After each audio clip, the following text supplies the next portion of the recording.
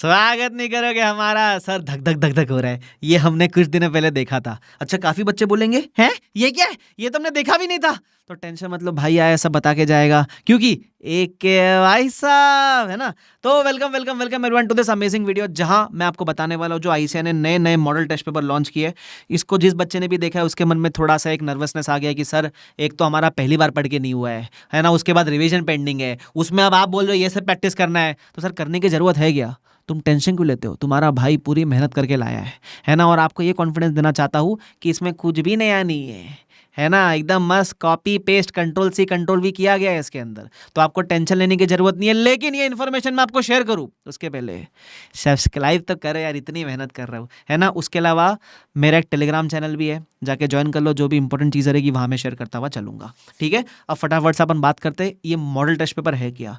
These are nothing but few test paper जो ICAI ने आपके एक बुकलेट बना के दे दी है कि अगर आपकी प्रिपरेशन अच्छी हो चुकी है, आपका 3 बार रिवीजन हो चुका है, तो आप प्रैक्टिस के तौर पे ये टेस्ट पेपर को सॉल्व करके देख सकते हो। इन्होंने वैसे एफआर के 6 पेपर दिए, एएफए में 10 पेपर दिए, ऑडिट में भी कुछ लगभग 6 पेपर दे दिए है ना। अब मैं एफआर का एनालिसिस करके लाया हूँ एंड आई फील अगर आप एफआर का सुन लोगे तो on the same grounds ICAI ने एएफएम एंड ऑडिट में भी किया होगा, ठीक है। अब क्या किया सुनना, 6 पेपर डाले हैं। जो पहला पेपर है वो कहाँ है, सोर्स क्या है। तो मैं सबसे पहले आपको एक वर्ड में बता दूं कि भाई नथिंग इज न्यू। एक वर्ड नहीं 3-4 वर्ड हो गए। हाँ, nothing is new, everything is cut copy paste. एक भी क्वेश्चन एक भी एमसीक्यू कुछ नया नहीं है, ठीक है।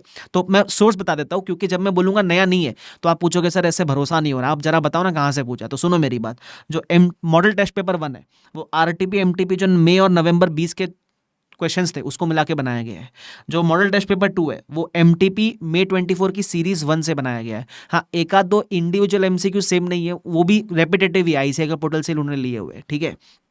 फिर मॉडल टेस्ट पेपर 3 एमटीपी मई 24 की सीरीज 2 से बनाया गया है।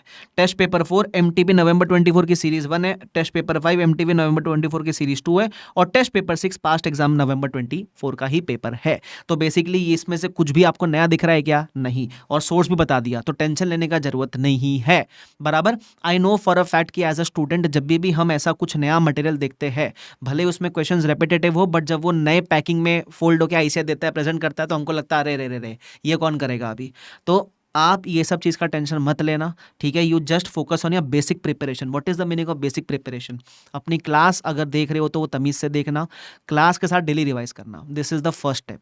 What is the second step? जब सेल्फ स्टडी करने बैठोगे, सेल्फ रिविजन करने बैठोगे, तो हो सके तो क्वेश्चन की राइटिंग प्रैक्टिस करना। कौन से क्वेश्चन की?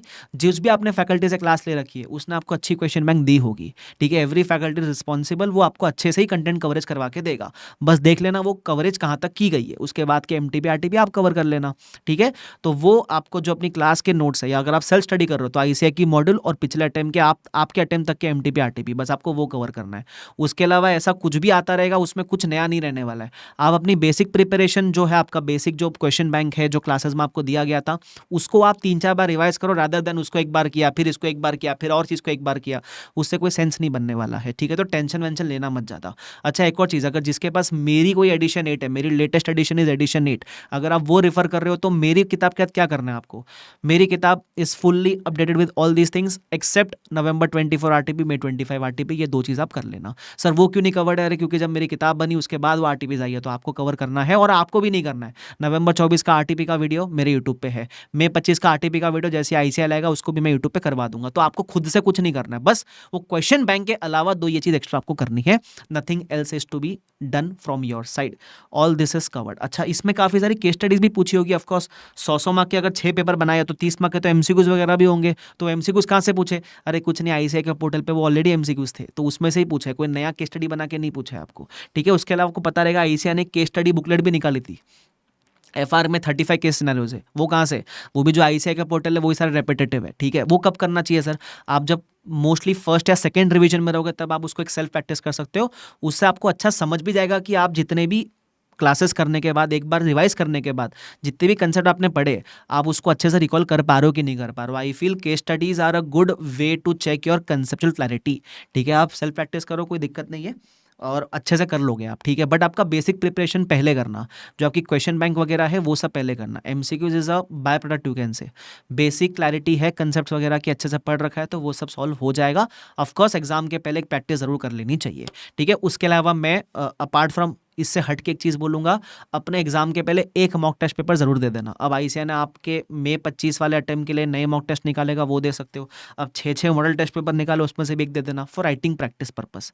ठीक है, कि एग्जाम में 100 मार्क का पेपर हमारा 3 घंटे में हो रहा है कि नहीं हो रहा है, कितना चीज़ें रिकॉल हो रहा है, वो सब। ठीक है, बट अगर टाइम का कंस्ट्रेंट है तो एटलीस्ट एक पेपर तो दे देना। ठीक है, उसके अलावा दिल से बोलो, ये 6 पेपर कुछ करने की ज़रूरत नहीं है, अलग से बैठ के छानबीन करने की ज़रूरत नहीं है, कुछ नया है क्या, ये है क्या, वो मैंने आपके लिए मेहनत कर ली है। एंड आई फील अगर एफआर में ऐसा है तो सेम ग्राउंड्स पे बाकी 2 में ऐसा होगा। ठीक है, so I hope this video bring some relief और सम मतलब ऐसा थोड़ा नर्वस काम डाउन हो जाते हैं। अगर ऐसा लग रहा है तो कमेंट में बता देना कि अच्छा लगा आपको, और अगर वीडियो यहाँ तक देखा है तो अब एक लाइक तो ज़रूर कर देना। ठीक है, और अपने दोस्तों के साथ भी शेयर कर देना, अगर वो भी चिंतित है तो उनको भी चिंता करने की ज़रूरत नहीं है। क्या ये सब चीज़ें बता देते हैं ना एक वीडियो के जरिए, तो थोड़ा नर्व्स काम डाउन हो ही जाती है। आई नो, जब मैं भी स्टूडेंट था मुझे भी ऐसा टेंशन वेंशन आ जाया करता था कभी। तो आप टेंशन मत लो, है ना भाई, है ना, सब करा देगा। इसलिए तो मैं कहता हूँ एक के भाई साहब। ठीक है, so I hope this was helpful. बाकी कुछ भी रेलिवेंट रहेगा I will keep on updating. Okay, so thank you so much, bye bye everyone, take care, see you all, bye bye.